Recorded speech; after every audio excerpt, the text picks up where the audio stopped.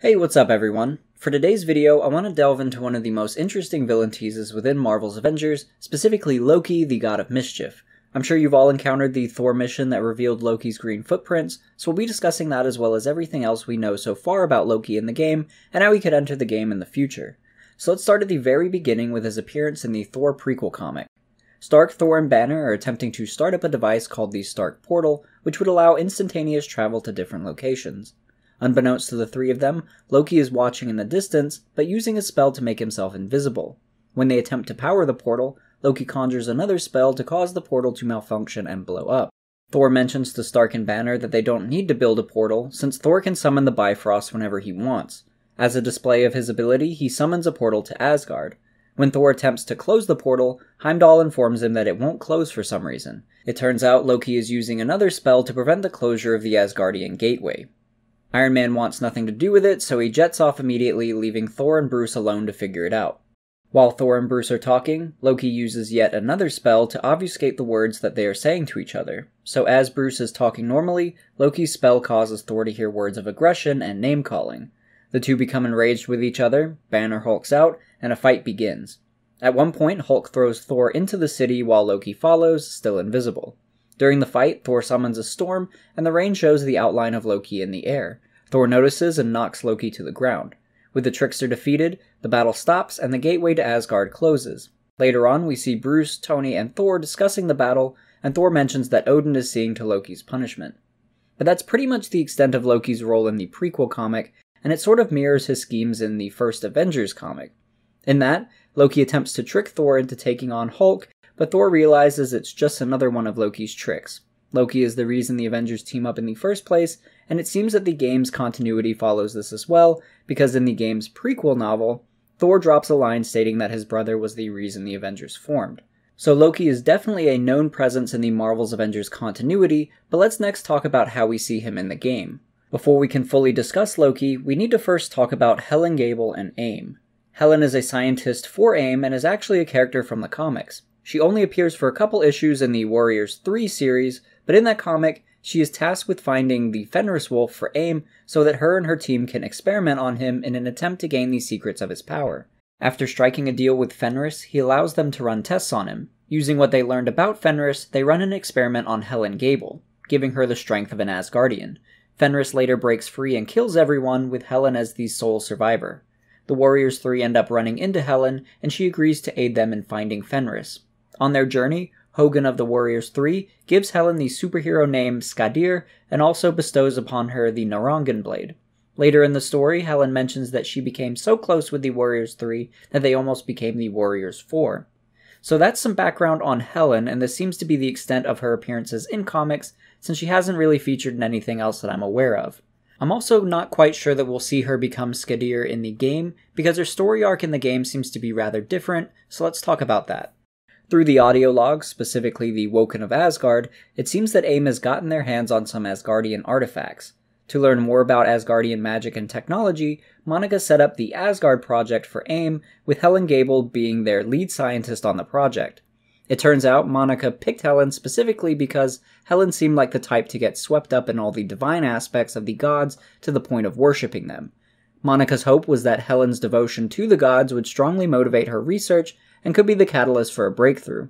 Monica was right. It seems that one artifact in particular caught Helen's eye. We're never given a specific name for the artifact, but we do get some minor descriptions. Originally, AIM thought it was part of a weapon of some kind, but Helen hypothesized that it might actually be part of a key to a doorway to its Asgardian creators. So basically it has something to do with channeling the Bifrost. She notated that she would need a complete key to reverse engineer how it works. Around this time is when Loki presented himself to Helen, but posing as Thor. It's not mentioned if Loki was able to give Helen the remaining part of the key, but since Helen is able to replicate the Bifrost, I'm guessing Loki is able to somehow get Helen the information she needs. But in order for Helen to create her own Bifrost, she'll need some help. Prior to AIM's Asgardian project, they had an Einstein-Rosenbridge project, and Helen decided to recruit scientists from that division into her own. An Einstein-Rosenbridge is basically a wormhole that allows instant travel from point A to point B, just like the Bifrost. So it seems that Helen noticed the similarities between the Einstein-Rosenbridge project and her own Bifrost experimentation and pulled those scientists into her cause. Over time, Helen became infatuated with this Thor imposter and started calling her followers the Woken of Asgard. They believe they are the chosen ones of Thor, and their goal is to build their own Bifrost for this imposter, and in doing so, will be granted passage into Asgard. The real Thor states that attempting to do this could actually destroy Earth, which is why we have to stop it. At one point, we will even come face to face with Loki, still posing as Thor. The first time we meet, Loki escapes, seemingly by using the Bifrost, and the second is right after we destroy the Woken's Bifrost portal.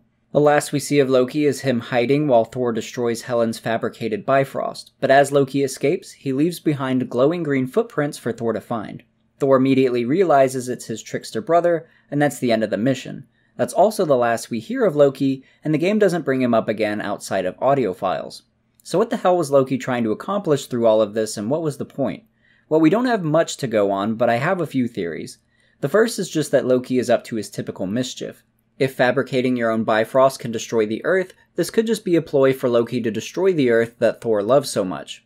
Loki is the god of mischief and does seem to enjoy just poking fun at Thor, like we saw in the prequel comic, but I can't help but feel like there's more to Loki's schemes than just amusement. I personally think that the Woken of Asgard storyline is only the beginning for Loki, and that this story thread will continue to unravel over the course of future DLCs. Thor also states that this isn't the last we'll see of the Woken, and that they might try something else again in the future. The Woken are still a threat. Just because they failed this time doesn't mean they won't try again. I am to blame. I thought I could lay down the hammer, but in my absence, this evil took root. I think there might also be some other subtle clues to not only Loki, but also Asgard in general. So we'll get back to Loki theories in a moment, but first let's discuss the audio files labeled Missives from Odinson. The basic theme of these files are that Thor feels extremely guilty after 8A and blames himself for Captain America's death, since he hasn't yet learned that Cap still lives. In Thor's grief, he writes letters to his father Odin for guidance. However, Odin never responds. Thor states that he gave a letter to every raven he could find in hopes that one will give the letter to Odin. By the way, Odin is known in both the comics and mythology for using ravens to watch over different realms and report back to him, so this is why Thor is giving letters to ravens. But anyway, Thor never hears back from Odin, so he assumes that Odin is giving him the silent treatment, and that this is merely another lesson for Thor to learn from and overcome, similar to when he was banished to Earth and needed to become worthy. Thor doesn't give up though, and this time he writes a letter to his mother Frigga in hopes that she will respond. I'll go ahead and play this clip since it gives a lot of insight into Thor's internal struggle. Frigga, blessed consort of the Allfather, Queen of Asgard, Mom. I write to you now because the Allfather did not respond to the letter I sent a month prior. I did not know how best to ensure its delivery, so I gave a copy to every raven I saw for nearly a week. I must assume that one of them has reached him, and that his silence is the message. Perhaps he is so disgusted by my unforgivable lapse of honor that resulted in the death of so many, and also Steve Rogers, that he does not wish to sully himself in my shame. Perhaps it is my own churlish hand-wringing that drives him to silent judgment. It seems I must truly walk alone for my misdeeds. Tell Father I hear and respect his judgment. I will see you when I am worthy again. So Thor deems himself unworthy and vows to stay on Earth until he feels that he has earned the right to come back to Asgard, but he still feels that he needs the guidance of his parents. In one final desperate attempt to reach them, he sends a letter to Loki. Loki, Lord of Liars, Trickster, Malefactor, Brother. Spare me your false-tongued offers of sympathy. You know I have been brought low by my own failings, and I know it amuses you to no end, no matter what honeyed words slip from your rotten lips. I reach out to you now, not for sympathy, or to be mocked.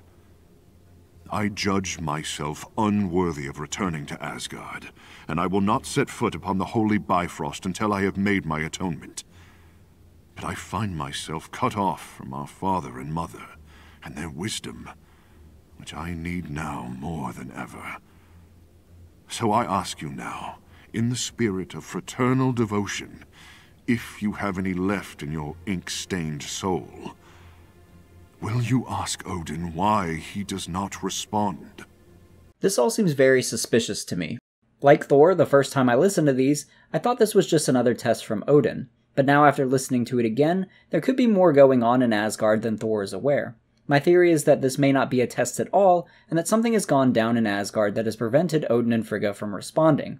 I don't think Asgard is destroyed or anything, since Thor can still use the Bifrost, but there's probably a good reason why nobody is responding to him besides it just being a test. If that's indeed the case, my next question is whether or not Loki is involved, which brings me to our next couple theories. Theory 2 is that Loki is to blame for whatever is occurring in Asgard and has taken the throne while also attempting to keep Thor on Earth. Loki has been known to take the throne for himself while attempting to keep Thor unaware. In fact, this was basically the plot in the Thor movie. However, Theory 3 is that Loki may not be aware of the goings-on in Asgard either. The portal he has Helen Gable make could be in an attempt to get himself back to Asgard without the help of Thor. The last we heard of Loki in the prequel comic was that Odin was seeing to his punishment.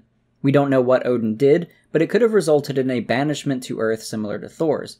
I know I also mentioned that Loki used the Bifrost the first time we saw him, but this could be another illusion, especially since the imposter Thor is likely an illusion himself. We can't really confirm or deny that though, because we're never able to lay a hand on Loki. I'm personally not super into Theory 3, but I figure I might as well mention it.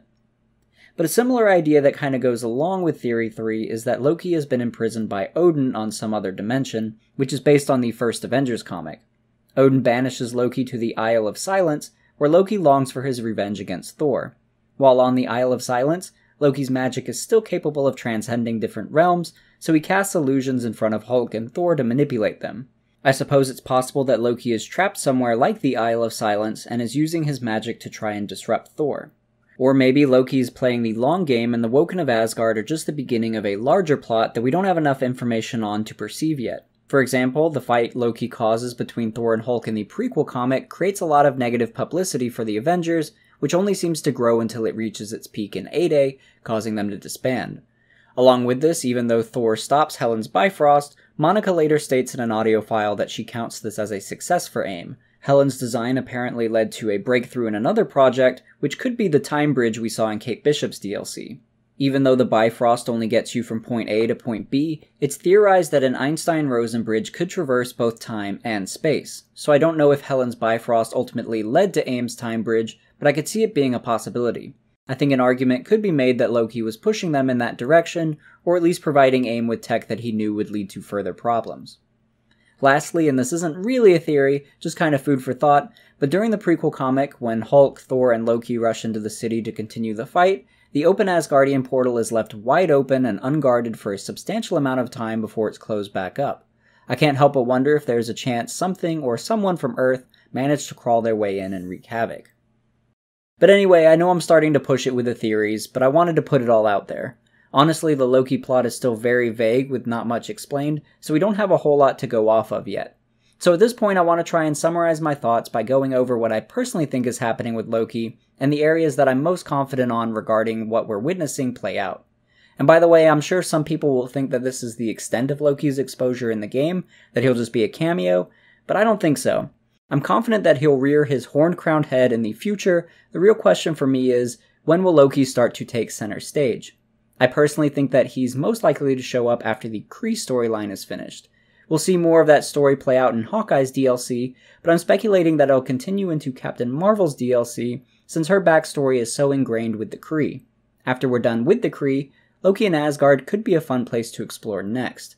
Assuming my theory of Asgard is somewhat accurate, we could learn what is truly happening in Asgard, and ideally go there as a region. As far as an enemy type, I wouldn't be surprised to see the frost giants of Jotunheim featured. Loki was actually born in Jotunheim and is a frost giant himself.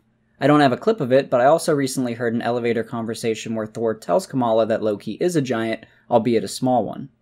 The Jotunheim is also mentioned a couple times in the prequel novel, and I believe in the game too.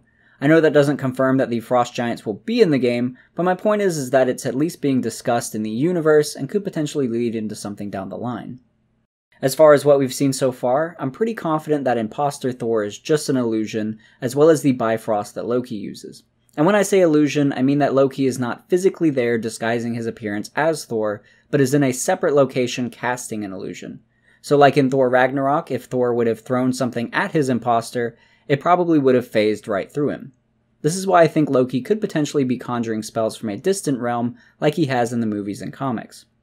The second thing that I'm pretty confident on is that there is likely a bigger meaning to Odin and Frigga's silence. The idea that I'm leaning towards most right now is that Loki has taken the throne somehow, or found a way to block Thor's letters in Asgard. Thor's letters could easily inform Loki on what's going on in Thor's mind, and with Thor doing some soul-searching on Earth and laying down Mjolnir after A-Day, this would have been the perfect time for Loki to hatch schemes without his brother's interference. Perhaps when Loki learns of Thor's reemergence, he attempts to aid Helen in creating a fake Bifrost that could destroy the Earth. Having Earth destroyed could be a way to make Thor feel unworthy again, or possibly destroy Asgard's connection to Midgard, perhaps even delaying or keeping Thor from returning, all while allowing Loki to blame Earth's destruction on the humans. As far as Odin, he could be off battling in some war, or he could be in the Odin sleep, which is basically a very long rest for Odin to recharge his powers.